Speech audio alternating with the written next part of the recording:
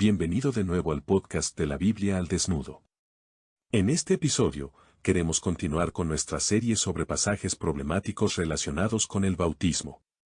Hoy estaremos hablando de Hechos 22, 12 al 16. Ese pasaje es una porción del testimonio del apóstol Pablo de su propia experiencia de conversión, y dice lo siguiente: entonces uno llamado Ananías, varón piadoso según la ley, que tenía buen testimonio de todos los judíos que allí moraban, vino a mí, y acercándose, me dijo: hermano Saulo, recibe la vista. Y yo en aquella misma hora recobré la vista y lo miré. Y él dijo: el Dios de nuestros padres te ha escogido para que conozcas su voluntad, y veas al justo, y oigas la voz de su boca. Porque serás testigo suyo a todos los hombres, de lo que has visto y oído. Ahora pues, ¿por qué te detienes? Levántate y bautízate, y lava tus pecados, invocando su nombre. Hay algunas cosas que observar acerca de este pasaje. Hay una secuencia verbal pasando aquí. Tenemos, levántate, bautízate, seguido de, lavar, invocar. La pregunta es, ¿cuál es la relación de estas acciones entre sí? Eso es importante para la interpretación. Lo que tenemos en el primero es un participio griego. Es un participio aoristo activo. Luego tenemos dos verbos que también están en tiempo aoristo, son imperativos, mandatos. Y luego tenemos enmarcando esos dos verbos con otro participio, también aoristo, y este está en voz media. Si no sabes griego, todo eso no tiene sentido. Pero creo que puedo explicar el significado de esta sucesión rápida y fácilmente. Hay dos temas para pensar y entender. Para empezar, ¿qué significan los términos que acabo de usar? Tiempo aoristo, voz activa, voz media. ¿Qué significa todo eso? Segundo, ¿cuál es la relación entre estas acciones, dos participios y dos verbos con los verbos intercalados entre los participios, cuando se trata de la gramática griega? No te asustes, esto realmente se puede explicar. Tomemos el primer elemento, la terminología. En griego, el tiempo aoristo simplemente captura una acción en un punto en el tiempo, en lugar de describir una acción que está en curso. Hay tres voces gramaticales en griego: activa, media y pasiva. El término voz es gramatical y se usa para describir la relación de la acción de un verbo con su sujeto y objeto. La voz activa simplemente describe al sujeto realizando la acción del verbo. Para ilustrar, diría algo como: el médico, ese es el sujeto, inyectó al paciente con la vacuna. El médico es el que inyecta, eso es una voz activa. La voz pasiva significa que la acción fue realizada al sujeto por una cosa o fuerza o persona externa. Nuevamente, para ilustrar usando el mismo ejemplo, diríamos: el médico, ahí está nuestro sujeto, fue inyectado con la vacuna, por quien sea, alguien visible o invisible, en lo que sea que estemos leyendo. La voz media también hace que el sujeto realice una acción como el activo, pero describe realizar una acción cuando la acción afecta al sujeto mismo de alguna manera, o está relacionada con algún beneficio propio o relación personal para el sujeto. Para ilustrar con el mismo ejemplo diríamos: el médico se inyectó la vacuna. Así que allí el sujeto realiza la acción, pero la acción vuelve sobre el sujeto, o lo afecta de alguna manera. Las formas verbales en cuestión en Hechos 22:16 son predominantemente de voz media. El sujeto está haciendo la acción con respecto a sí mismo de alguna manera. Eso será importante. Pero antes de llegar a por qué es importante, debemos pasar a la segunda cosa en la que pensar, y ese es el momento de los participios en el significado y la traducción en relación con los verbos normales. Dan Wallace, quien es un destacado gramático griego, en su libro La gramática griega más allá de los conceptos básicos, dice lo siguiente: el participio aoristo, por ejemplo, generalmente denota un tiempo anterior al del verbo controlador. Pero si el verbo principal también es aoristo, el participio puede indicar tiempo contemporáneo.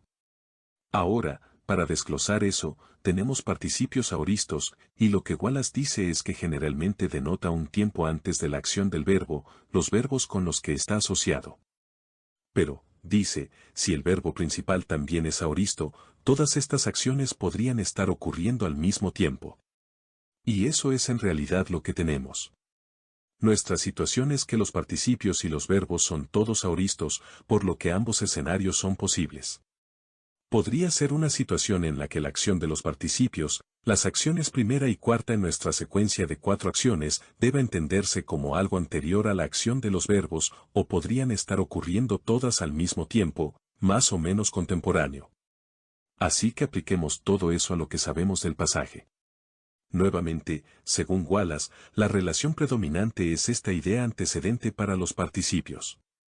Entonces, si nosotros tomamos ese enfoque, tomaríamos el versículo 16, nuestro versículo problemático, para decir esto. Permítanme citarlo nuevamente y agregar esta información gramatical. Yo lo traduciría, y ahora, porque te detienes, habiéndote levantado, ahí está nuestro participio con la acción antecedente, bautízate y lava tus pecados, habiendo invocado su nombre. Ahora, si lo traduces de esa manera, eso claramente pone el acto de fe, invocar el nombre del Señor, antes del bautismo. Pero es un poco incómodo al principio decir, habiéndote levantado. Hay que suponer que Pablo se puso de pie en algún momento de la conversación cuando Ananías llegó a donde estaba él, o quizás para saludarlo o abrazarlo. O podría ser solo por un efecto retórico por parte del autor, no está claro. ¿Qué pasa con la otra alternativa? Nosotros diríamos, y ahora, ¿por qué te detienes? Levántate, bautízate y lava tus pecados, invocando su nombre. Y esa es más o menos la forma en que se tradujo en la forma en que comenzamos. Todas las acciones son algo así como contemporáneas entre sí. Esto suena un poco mejor y se siente como una sucesión de acciones un poco más coherente, pero aún nos deja preguntándonos si el agua estaba lavando los pecados, algo que sabemos por otros podcasts que hemos hecho que sería incongruente con el rito de circuncisión análogo al Antiguo Testamento, que no salvó a nadie. Creo que la alternativa contemporánea suena mejor, pero no involucra el bautismo que resulta en el perdón de los pecados, y tengo 2 razones. Uno es un sentido contextual común, supongo que dirías. Sentido común.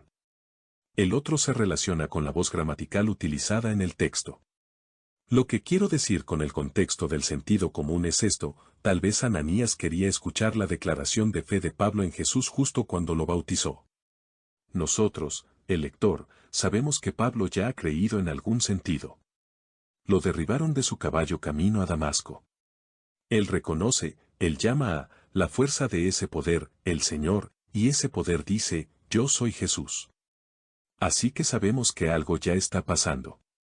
Pero tal vez el sentido contemporáneo aquí es simplemente que Ananías necesitaba escuchar a Pablo confesar a Cristo. Eso crearía un contexto claro para la naturaleza contemporánea de todas estas acciones. Ananías quería escuchar a Pablo confesar a Jesús en el acto por sí mismo, confiando en que su fe, confesión, sería real. El hecho de que Pablo supiera que Jesús le había dicho específicamente a Ananías dónde encontrarlo y había diseñado todas estas circunstancias también confirmaría la fe de Pablo. Así que tiene sentido describir todo eso en una escena en una serie de acciones contemporáneas. Es en este punto que la voz gramatical es importante. Todas las acciones posteriores al levantamiento inicial son de voz media.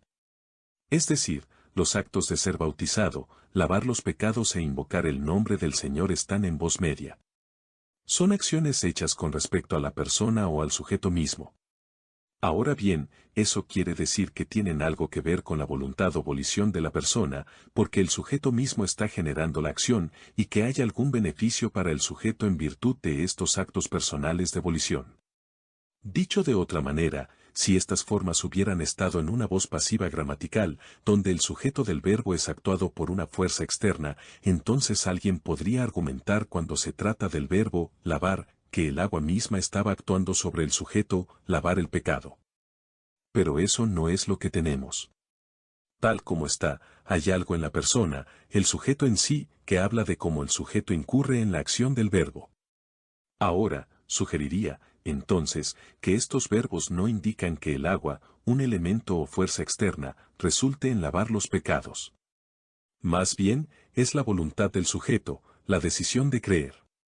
O como dice una de las acciones, la decisión de invocar el nombre del Señor. Esa es la clave. Este es el punto general, tener las acciones de ser bautizado, los pecados lavados y el invocar al Señor descritos al mismo tiempo tiene sentido, dado que las formas son intermedias. Dado que el bautismo tenía que ser administrado por alguien, lanzar la acción con la voz media deja en claro que no es el agua externa lo que está en juego o lo que está a la vista. Más bien, lo que está a la vista es la decisión de ser bautizado, lo que involucra invocar el nombre del Señor, también una decisión, y que resulta en que los pecados sean lavados. La escena incluye la fe individual y por lo tanto, la fe no puede ser excluida de lo que está pasando, como si el mero hecho de mojarse trajera la salvación y el perdón. La voz media indica que es el que está siendo bautizado el que debe invocar el nombre del Señor, no alguien más, no alguien externo a él, o ella, en su nombre. Por lo tanto, la gramática ayuda a explicar el pasaje y muestra que su teología es consistente con la visión de la que hemos hablado en episodios anteriores del podcast. Hasta la próxima y nuestro próximo pasaje problemático. Gracias por escuchar.